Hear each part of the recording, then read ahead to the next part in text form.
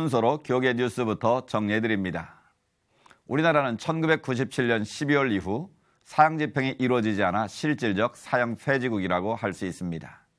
마지막 사형 집행 이전부터 그리스의 정신으로 사형 폐지 운동을 펼쳐온 한국기독교 사형 폐지 운동연합회가 창립 25주년을 맞았습니다.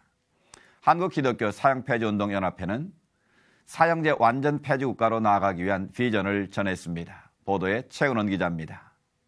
지난 1990년 9월 대한예수교장로회 통합 제75회 정기총회에서 현 한국기독교 사형폐지운동연합회의 모체인 사형폐지 연구추진 특별위원회가 조직됩니다.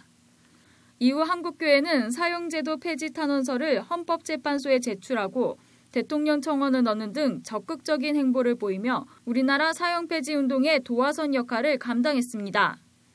지금의 명칭으로 새롭게 창립한 2001년 이후부터는 한국교회를 대표하며 더욱 활발한 활동을 펼쳐오고 있습니다.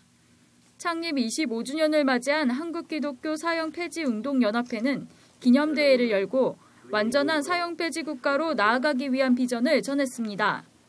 한국기독교 사형폐지운동연합회 김사만 대회장은 용서하고 긍휼하는 그리스도인이 사형폐지 운동을 하는 것은 당연한 일이라며 사형에 대한 기독교인의 사명을 밝혔습니다.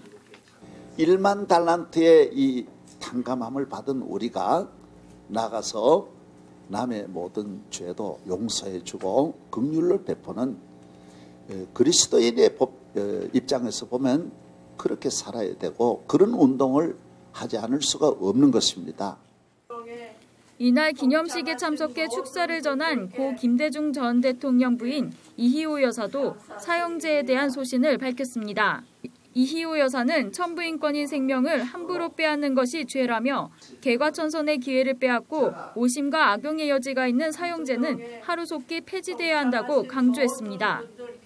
생명은 하나님이 주신 것입니다.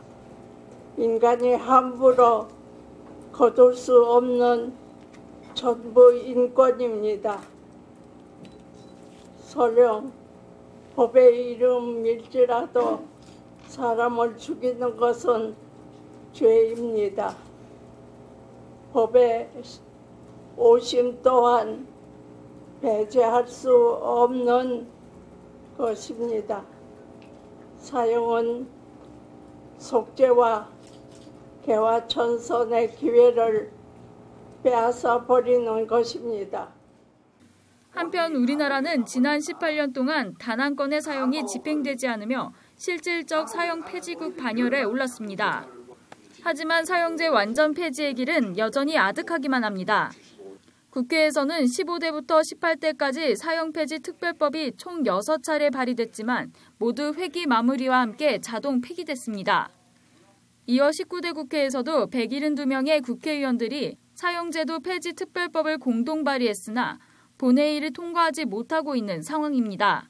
CCTV 뉴스 최은원입니다.